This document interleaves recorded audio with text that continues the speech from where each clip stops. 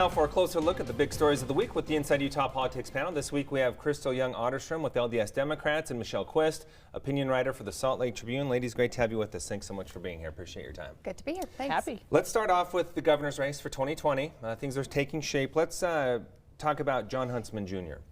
and the impact he could have on the race. He's been the governor before. Right. Are Utahns willing to go with him again? Michelle, let's start with you. I think Utahns are always willing to go with the Huntsman. I mean, his name is quintessential Utah.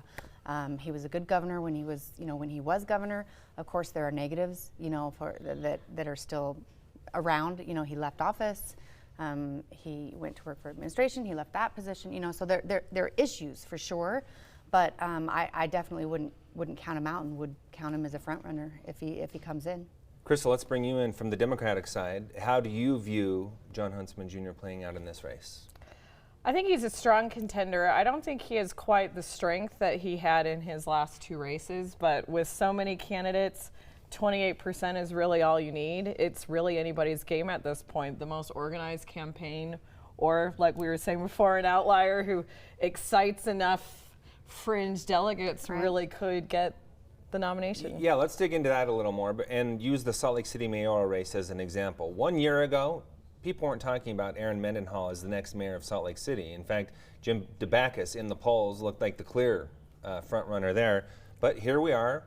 Aaron Mendenhall is the next mayor of Salt Lake City. Could we see plurality play a similar role in the governor's race? Oh, for sure. And messaging always, makes a difference. I mean, Spencer Cox just came out with this idea that, I'm going to only run for 2 terms. This isn't a stepping stone. You have Amy Winder-Newton, who is going to be, maybe even that outlier. She's the only female so far. She'll be the first woman on the ballot. You never know what's going to come in, and I think we're going to see some surprises. Let's just mention some of the other candidates. Jeff Birmingham is already in. Thomas Wright likely to get in. Greg Hughes likely to get in. Who do you like as an outlier or someone who can be well organized that may surprise us? Well, as an arts lobbyist professionally, almost all of those candidates are people who are friendly to my role or people that I can work with. But as far as my friends in the Republican establishment, I feel like a lot of them are solidifying behind Thomas Wright or Greg Hughes. And I think that's who we're going to probably end up with at the end, but we'll see. It's anybody's game. What do you make of that assessment? I'm surprised. I think the ones that are already in now are the ones that will be most talked about and be the front runners. Spencer Cox has run a fantastic campaign so far, and Amy Winder-Newton is gearing up, and of course Jon Huntsman is Jon Huntsman. Yeah, I wanted to ask you about that a little more. 100% name ID. Yeah. He's got the money.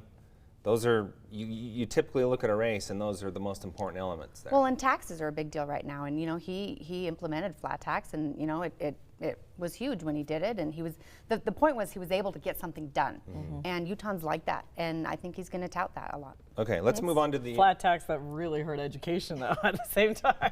We'll make sure to get that memory point in is there long. as well. Okay, let's move on to the inland port. We had the executive director of the authority on the show earlier, so I wanted to bring that up. A Utah policy poll kind of gauged the attitudes of Salt Lake City voters on that. 58% believe it should not be developed. 58% of Salt Lake City voters. Your thoughts on that? At the end of the day, inland port was not a deciding factor in this race. I mean, most voters, they know they're supposed to hate it, so 58% of them do. But if you ask them why, if they ask them what the problem is, they don't know. And I think that was a mistake that Senator Escamilla's campaign made to keep at such a big focus point on inland port when it was something that voters just don't understand. It's private land. It's been in the works for almost 15 years now at this point. What Salt Lake City can and should do is continue to negotiate that it still sees revenue at it, that it makes environmental concessions as part of the development, but it's not stopping at this point. Should it be developed? Sure. It's a statewide initiative. It's not necessarily for Salt Lake City only. It's not for Salt Lake City only. And so while Salt Lake City residents are maybe a majority against it, it really is something that can bring development and a boon to the state. And I think it's worth developing as long as we are careful and transparent. Let's move into what we're seeing play out with the opposition there. Rallies, taking over public meetings. We've seen events happen downtown. Very strong feelings against this. I noticed that you were at the Salt Lake City Council meeting during the week where we saw that same approach. Is that an effective route? It's not. I was there.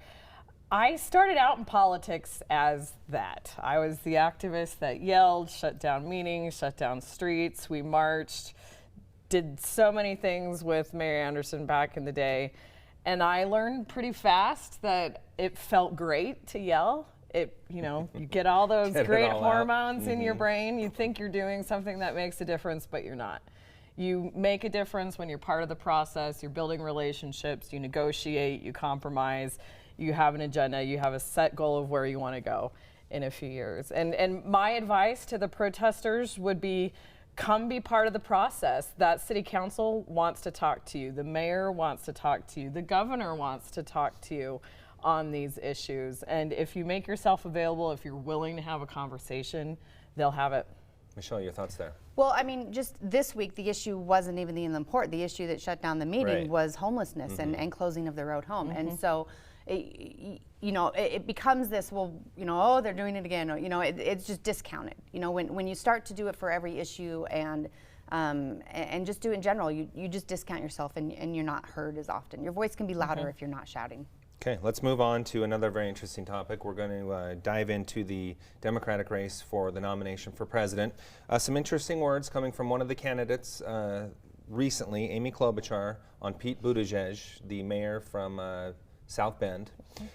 She says any woman with the exact same qualifications as Mayor Pete wouldn't even be on the stage. Michelle, let's start with you on that one. Your thoughts there? Yeah, what are his qualifications was my first question. But to her point, it's completely true. I mean, women are discounted. We have to be 140% what a man is 100%. And so, to be on a stage with such little experience, she wouldn't get the light of day. Your thoughts on that? I do agree with everything that Michelle said. Women do have to overperform. But in this election, I think Democrats have to focus on beating this president no matter what. And I am actually on the Buttigieg train. I am a huge fan of Mayor Pete. I mean, so he certainly has 8 more years of executive experience than our current president has. What do you make of comments when you hear that coming from Amy Klobuchar then? Sore losing, but it is true. But now that he's the front runner in Iowa, he's going to start getting attacks like that again. It's happened before when he first was kind of raising interest and piquing interest. But for me, when I watched that debate panel, he is the only candidate addressing messages and issues that voters in Wisconsin and Pennsylvania care about and understand and get. Whereas everybody else is playing to the base, playing to our coasts. There's fundamental research that the liberal brain is hope-oriented, the conservative brain is fear-oriented, and he's that only candidate approaching that hope message. Okay, let me ask you this then. A woman mayor from South Bend with the same message as what you're talking about, would she be getting the same momentum that Mayor Pete is? No. I mean, it's absolutely true that gender has a factor. And just the fact that we're talking about her statement instead of his experience. A man that would say, oh, you're not experienced, we'd go and talk about the person's experience. We wouldn't be talking about, oh, I can't believe you just said that he's not experienced, right? So we're talking about her saying something about another candidate instead of the candidate. Dive into that a little more. Does that hurt her by coming out and saying Everything hurts women. Everything hurts women. You can't be positive, you can't be negative. You can't, there's just this fine line, and it's difficult to walk. It's a dance. It is. It's just. It's hard. Locally, I want to bring this up. Locally, we do see more women getting involved, making a run. I was talking with Mayor-elect Mendenhall recently, and we got on the subject of her going down to high school. I said, did you ever dream of being the mayor one day in Salt Lake City, growing up in Sandy, going downtown? She said, no, because women didn't do that back then. Right. So how has it evolved?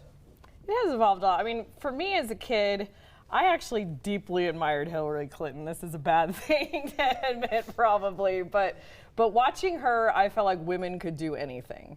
And I even had a young women's leader at church who would say that to us, who was a big fan of Hillary Clinton.